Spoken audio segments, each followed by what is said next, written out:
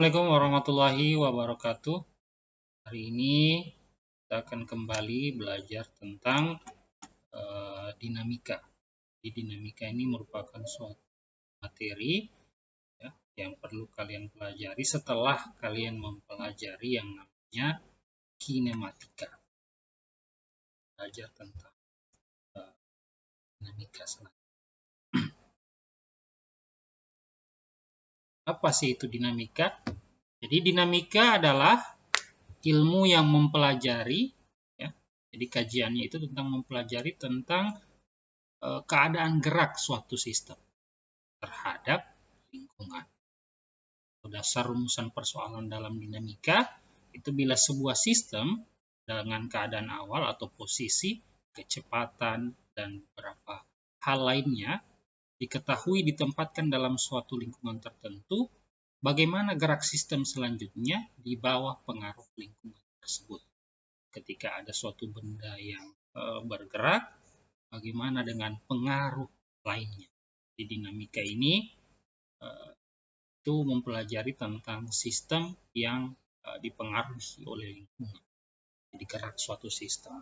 Jadi kalau kemarin di kinematika kita sudah belajar tentang bagaimana benda itu bergerak berdasarkan kecepatan, ya, kaidah-kaidah yang tanpa memperhitungkan lingkungan di sekitarnya, maka di dinamika ini kita sudah mulai untuk memperhitungkan lingkungan yang mempengaruhi gerak suatu sistem. Nah, penanganan persoalan dinamika.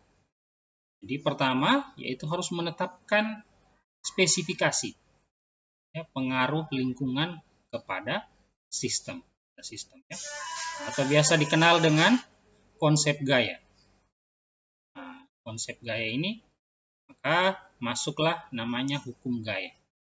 Yang kedua, menentukan bagaimana gaya dari lingkungan mempengaruhi keadaan gerak sistem atau biasa dikenal dengan hukum gerak atau hukum Newton mekanika klasik. Jadi kita akan mempelajari juga tentang hukum Newton yang berbicara juga tentang gaya dalam materi kali ini. Jadi ini ya, di pertama menetapkan spesifikasi pengaruh lingkungan kepada sistem. Jadi ada lingkungan ya di suatu sistem, jadi diibaratkan handphone ya, itu suatu sistem, ada lingkungan yang mempengaruhinya sehingga dia bisa bergerak.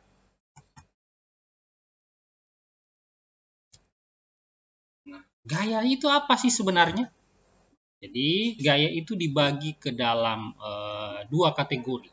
Jadi yang pertama itu dia adalah dorongan, ya, jadi dia didorong atau ditarik. Ya, jadi dia didorong atau ditarik. Jadi kalau dia ditarik itu termasuk juga gaya, dan dorongan itu termasuk juga gaya. Dan variabel gaya ini merupakan besaran vektor. Jadi karena dia besaran vektor artinya dia memiliki arah gerak yang bisa positif atau bisa negatif. Kemudian yang berikutnya dia bisa bersentuhan. Dan ada juga gaya yang tidak bersentuhan. Jadi gaya ini ada dua, dibagi pada dua kategori, yaitu yang bisa sentuh dan tidak sentuh. Nah, contoh seperti halnya yang ada di sini, yang kalian lihat pada slide ini adalah gaya yang sentuh. Ini seorang menarik pegas, seorang menarik kereta troli, kemudian ada seorang pemain football menendang bola footballnya, dan sedangkan yang di sini ini adalah gaya tak sentuh, ya. Jadi berdasarkan medan. Nah, ini suatu benda yang ukurannya kecil, itu dia akan cenderung untuk tertarik. Dan pelajari juga nanti di hukum gravitasi ke benda yang ukurannya lebih besar. Kemudian muatan, ya, ini muatan yang tidak sejenis, dan dia muatan yang lebih besar tentu akan memiliki medan energi yang lebih besar, maka dia akan cenderung untuk menarik muatan tak sejenis. Jadi ini dia tarik. Jadi muatan Q ini yang kecil dia tertarik. Nah, kemudian M yang kecil ini itu tertarik ke yang M yang besar. Seperti halnya matahari yang tertarik, ya, terus berputar pada porosnya atau pada orbitnya dikarenakan daya tarik matahari. Begitu juga muatan yang ini yang biasa dikenal dengan teori atom, di mana ada satu elektron yang terus mengitari inti atom berdasarkan kekuatan. Atau ada juga yang bisa kita kenal dengan gaya magnet. Jadi magnet juga merupakan gaya tertentu. Jadi kalau kita katakan magnet atau biasa dikenal dengan bahasa kita di sini yaitu adalah besi berani, dekatkan dengan paku, maka secara otomatis pakunya tertarik. Nah, kalau dia tertarik berarti itu gaya. Nah, jadi gaya fundamental ya yang tersentuh, ini kayak yang tersentuh, gaya inti kuat, gaya elektromagnetik, gaya inti lemah, dan gaya gravitasi. Nah, memiliki karakteristik semuanya merupakan gaya yang tidak sentuh. Nah, berurut dengan kekuatannya yang menurun. Jadi setiap periode terjadi penurunan gaya tarik dari suatu benda. Hanya gaya gravitasi dan elektromagnetik dalam mekanika. Oke, ini kita lanjut ya, satuan gaya. Jadi satuan gaya dalam standar internasional itu adalah Newton. Itu adalah standar nasional, jadi dia adalah Newton. Kemudian 1 Newton itu berasal dari 1 kg meter per second. Jadi ini second ini adalah satuan dari waktu dikuadratkan. Dia jadi Newton. Jadi satuan gaya itu dalam satuan internasional dia adalah gaya, dan untuk CGS dia adalah Dane, dan untuk biasanya digunakan oleh USA dan Ukraina itu biasanya dia pound. Nah, itu 1 Newton, di mana ukurannya itu adalah 1 Newton itu sama dengan 10 pangkat 5 Dane, sama dengan 0,25 pound, ya, atau ini yang disingkat dengan LB. Nah, massa. Jadi massa ini adalah sifat khas yang selalu dimiliki oleh setiap benda. Jadi di pertemuan pertama atau di video pertama tentang ukuran massa suatu benda sudah saya jelaskan, sudah kalian kerjakan juga tugasnya, bahwa sifat khas yang selalu dimiliki oleh setiap benda itu adalah massa. Berperan dalam menentukan besar kecilnya interaksi suatu benda dengan benda lain. Nah, biasanya mempengaruhi massa gravitasi. Atau biasanya juga untuk ukuran kelembaman atau kemalasan suatu benda untuk mengubah keadaan geraknya karena pengaruh gaya. Nah, ini biasa dikenal dengan massa inersia. Jadi besarnya ini sama-sama sama. Jadi dia bisa mempengaruhi gravitasi dan juga bisa mempengaruhi massa inersia atau kelembaman suatu benda. Nah, inersia adalah kecenderungan sebuah benda untuk mempertahankan keadaan geraknya semula. Jadi dia cenderung untuk mempertahankan geraknya. Nah, kemudian massa adalah sebuah ukuran dari inersia, yaitu ukuran kemalasan suatu benda untuk mengubah keadaan geraknya karena pengaruh gaya. Jadi kalau tidak ada gaya yang bekerja, maka benda akan cenderung untuk mempertahankan posisinya. Nah, contohnya seperti halnya kita bisa dilihat ya di sini. Nah, contohnya saya angkat ya seperti ini handphone. Jika tetap saya pertahankan seperti ini, maka akan cenderung, maka benda ini atau tangan saya akan cenderung untuk mempertahankan posisinya. Kalau tidak ada gaya yang bekerja dari luar, maka dia tidak akan berubah. Contohnya seperti halnya saya, tangan kiri saya menekan tangan kanan saya beserta HP saya.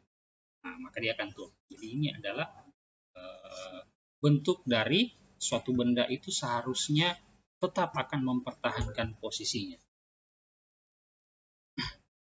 Nah, jadi massa itu memiliki satuan kilogram, ya. Sudah kalian pelajari juga di video selanjutnya, di video pertama. Dan sudah dikerjakan juga di tugasnya. Nah, apa sih gaya gravitasi itu? Jadi gaya gravitasi itu adalah gaya saling tarik-menarik antar dua benda. Jadi itu gaya gravitasi yang diungkapkan oleh hukum Newton tentang gravitasi umum. Jadi contohnya itu adalah daya tarik dari dua benda. Jadi dicontohkan seperti, bukan diibaratkan, tapi dicontohkan seperti halnya matahari dan bumi. Jadi terjadi daya tarik menarik antara matahari dan bumi. Dikarenakan gaya tarik matahari lebih kuat daripada bumi, dikarenakan massa matahari itu dia lebih besar, maka bumi akan cenderung untuk tertarik menuju matahari. Begitu juga dengan bulan dan bumi. Ya, jadi bulan dan bumi itu memiliki gaya tarik menarik di antara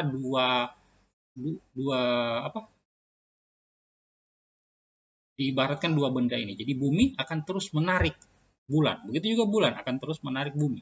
Tapi dikarenakan kecenderungan bumi yang memiliki massa lebih besar daripada bulan, maka bulan akan terus tertarik. Jadi makanya bulan yang bersifat untuk berputar mengelilingi bumi. Dikarenakan daya tarik bumi lebih kuat daripada daya tarik bulan. Sehingga bulanlah yang terus untuk mengelilingi planet bumi. Kemudian berat. Nah, ini menjadi beberapa polemik yang biasa terjadi di masyarakat kita. Jadi besarnya gaya gravitasi yang bekerja pada benda bermassa, ya, diibaratkan dengan M, di dekat permukaan bumi dinamakan berat atau W dari benda, sehingga berat benda itu adalah hasil kali antara massa benda dengan gaya gravitasi bumi. Adalah kasus hukum dari hukum 2 Newton. Jadi sebenarnya berat. Jadi kalau ada beberapa orang mengatakan, berat. Jadi itu bukan ukuran massa suatu benda, tapi itu adalah hasil kali. Jadi itu adalah gaya berat. Ya, gaya berat yang dimana ada hasil kali dari ada dua pengaruh di sana, yaitu massa suatu benda dan gaya tarik bumi yang cenderung untuk menarik suatu benda untuk tetap mendekati bumi. Jadi ini gaya berat. Jadi berat itu sebenarnya adalah gaya, ya, gaya berat. Karena menurut hasil pengamatannya itu adalah jadi massa, karena berat itu adalah hasil kali dari massa dan gaya gravitasi bumi. Sementara G dapat ditentukan juga pada hukum gravitasi umum. Jadi kalau kita ingin menghitung gravitasi dari suatu benda, itu bisa menggunakan persamaan yang ini tadi. Ya. Nah, kemudian berat lanjutan. Nah, di sini. Berat bukan sifat khas yang dimiliki oleh sebuah benda. Jadi berat itu bukan sifat khas. Nah, tapi massa adalah sifat khas dari suatu benda.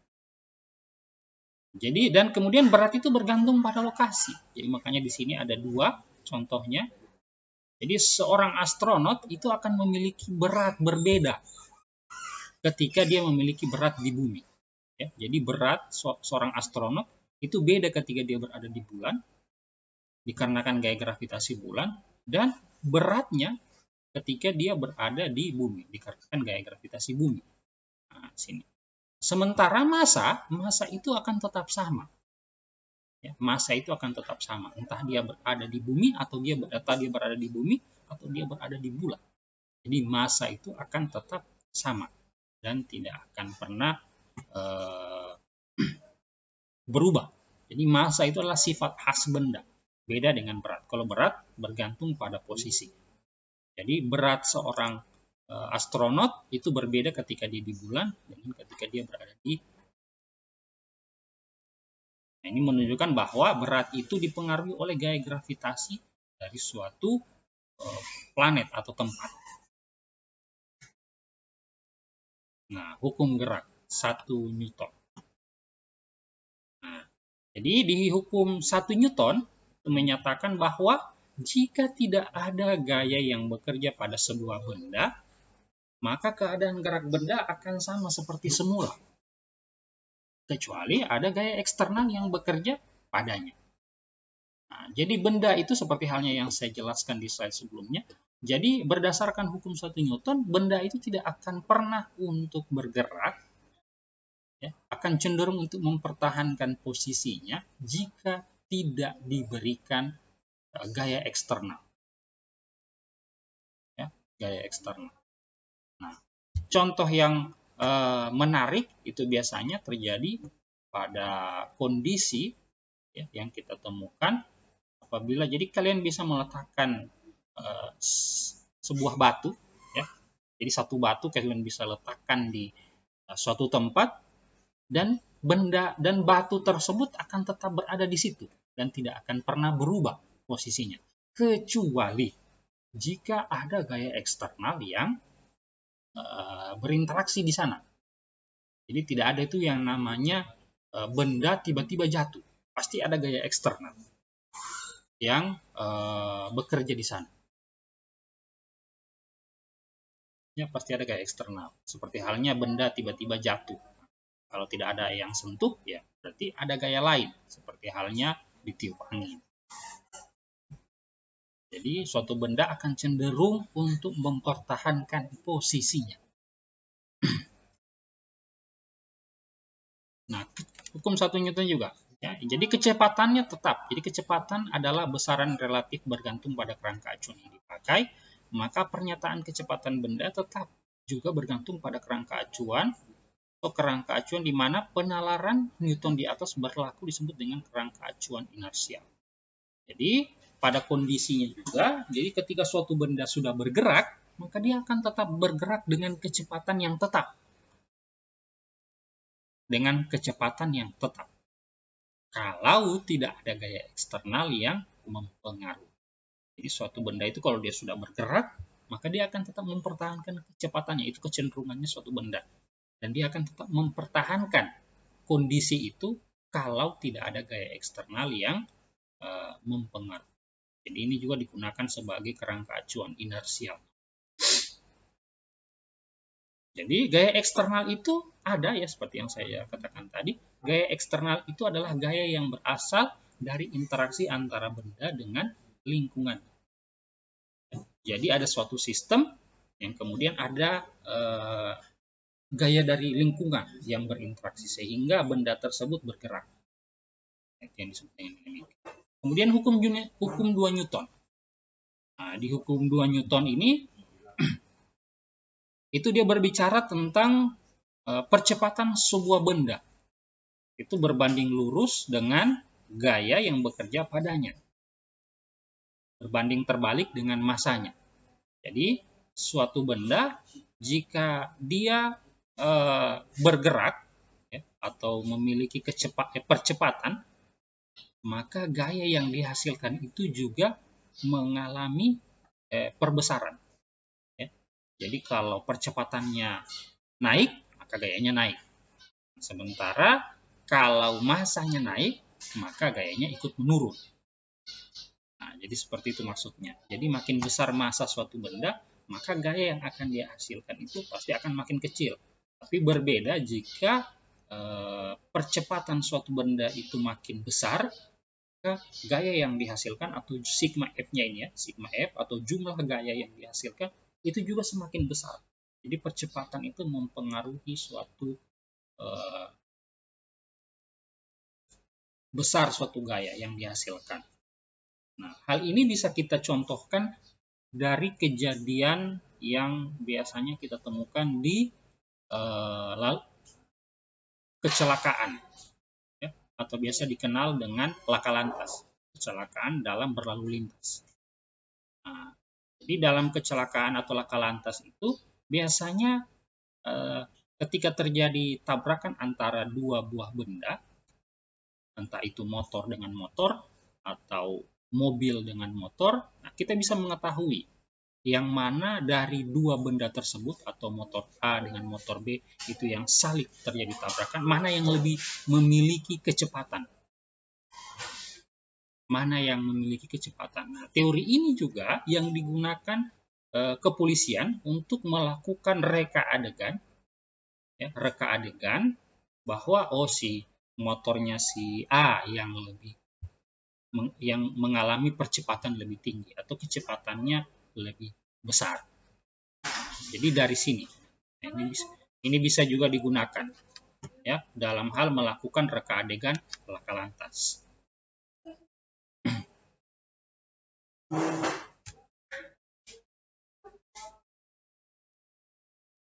Kemudian, ya, jumlah gaya merepresentasikan penjumlahan vektor dari semua gaya eksternal yang bekerja pada benda. Karena persamaan di atas adalah persamaan vektor. Jadi gaya ini masih juga, jadi jumlah gaya itu, jadi sigma F itu adalah jumlah gaya. Bukan hanya satu gaya, tapi jumlah gaya ini. Ya. Jadi kalau ada lambang sigma seperti ini, seperti E, tapi bentuknya bukan E, ini dibilang dengan sebutan sigma, sigma F.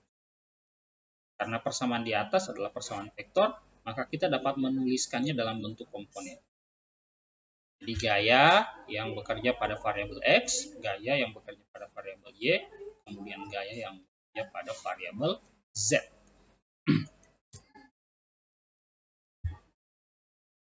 Nah, sementara hukum 3 Newton, dia berbicara tentang interaksi dua buah gaya. Ya, jadi interaksi dua benda yang kemudian menghasilkan dua gaya juga. Yang dikerjakan oleh benda 1 dan benda 2 adalah sama besar, tetapi berlawanan arah dengan gaya F21 yang dikerjakan oleh benda 2 pada benda 1. Lebih memahaminya, kita bisa melihat yang di sini. Ya, kita bisa melihat yang di sini bahwa benda ketika dia berinteraksi maka dia akan menghasilkan dua buah gaya aksi dan reaksi. Itu biasa dikenal dengan aksi sama dengan min reaksi. Nah, seperti halnya ketika kita mendorong suatu meja. Ya, mendorong suatu meja, maka meja akan cenderung untuk mempertahankan posisinya dan melakukan gaya yang berlawanan arah dengan arah gaya yang kita berikan. Jadi kalau kita dorong suatu benda seperti ini, ya seperti ini, maka benda akan cenderung untuk mempertahankan posisinya, maka dia akan memberikan gaya sebaliknya. Ya, berlawanan. Jadi saya memberikan gaya searah begini, benda akan cenderung mempertahankannya dengan memberikan gaya yang berlawanan. Makanya ada aksi, ada reaksi. Jadi aksi sama dengan min reaksi. Nah, apabila suatu benda bergerak, ya, jadi dikarenakan ada gaya yang bekerja, kemudian ada bendanya bergerak diberikan oleh sebuah gaya, maka benda tersebut itu mengalami yang namanya reaksi, aksi lebih besar daripada reaksi. Jadi sehingga benda tersebut itu bergerak. Aksi lebih besar daripada reaksi. Jadi kalau aksi lebih besar, maka benda tersebut akan benda yang diberikan gaya akan mengalami pergeseran. Nah, gaya aksi dan reaksi bekerja pada benda yang berbeda. Jadi ini pasangan gaya namanya. Aksi, jadi jika ada aksi maka ada reaksi. Nah, ini contoh pasangan aksi reaksi.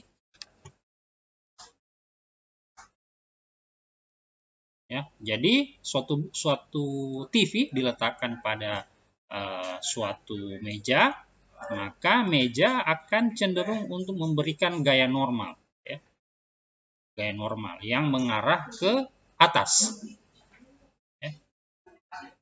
Gayanya itu akan mengarah ke atas. Ini gaya normal, dikarenakan dia akan memberikan aksi, ya, memberikan reaksi. Nah, sementara gaya atau N-aksen, jadi ini N-aksen ini adalah gaya reaksi. Jadi gaya yang diberikan oleh TV pada meja. Jadi gaya normal sama, jadi N-nya sama dengan min N-aksen. Jadi gaya normal yang diberikan oleh meja itu berlawanan arah dengan gaya N-aksen. Ya, gaya N-aksen. Jadi N-aksen itu adalah gaya normal, sementara gaya yang diberikan TV terhadap meja dikarenakan pengaruh gaya gravitasi bumi itu disebut dengan min N-aksen. Jadi kenapa min? Karena arahnya berlawanan. Ya, seperti halnya yang saya jelaskan kemarin. Jadi jika kita ibaratkan ini adalah variabel Y, jika dia mengarah ke atas, maka N-nya akan bernilai positif. Tapi jika dia mengarah ke bawah, maka nilainya itu arahnya itu dia adalah negatif. Jadi arahnya. Jadi N-nya itu akan arahnya itu adalah positif kalau dia ke atas, kalau arahnya ke bawah maka dia itu adalah negatif berdasarkan variabel Y. Nah, jadi ini adalah contoh pasangan gaya.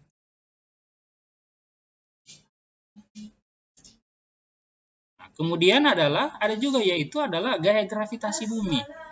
Jadi gaya gravitasi bumi ini itu adalah gaya yang diberikan oleh bumi kepada televisi untuk cenderung mempertahankan posisinya atau biasa dikenal dengan gaya gravitasi bumi. Sementara gaya F-aksen gravitasi itu adalah gaya yang dikerjakan benda pada bumi. Ya. Jadi gaya yang diberikan oleh benda kepada bumi. Nah, itu dia naiknya ke atas. Jadi ini pasangan gayanya. Di pasangan gayanya itu ada dua pada contoh kasus ini itu ada dua pasangan gaya, yaitu gaya normal ya, dan gaya gravitasi. Nah, gaya normalnya itu adalah N-aksen dan gaya pasangan gayanya untuk gaya gravitasi bumi itu adalah F-aksen gravitasi. Makanya Fg sama dengan di sini adalah min Fg dikarenakan arahnya itu kalau gravitasi bumi kan seharusnya dia kalau dia ke bawah ya dikarenakan memang arahnya seharusnya itu dia adalah ke bawah maka dia positif dan yang berlawanan arah dengan gaya tersebut itu dia adalah negatif. Jadi bagaimana antara N dan Fg dan N aksen dengan F aksen G, apakah pasangan aksi reaksi? Nah, jadi ini menjadi polemik, masih menjadi polemik dan bisa kita jawab nantinya. Nah, penggunaan hukum Newton. Jadi asumsi benda dipandang sebagai partikel. Jadi semua benda dipandang sebagai partikel, kemudian dapat mengabaikan gerak rotasi untuk sekarang, kemudian massa tali. Jadi ini ketika kita menggunakan hukum Newton ya, penggunaan hukum Newton dalam melakukan penyelesaian suatu kasus ya, atau soal-soal. Jadi massa tali diabaikan, hanya ditinjau itu adalah gaya yang bekerja pada benda. Dapat mengabaikan gaya reaksi.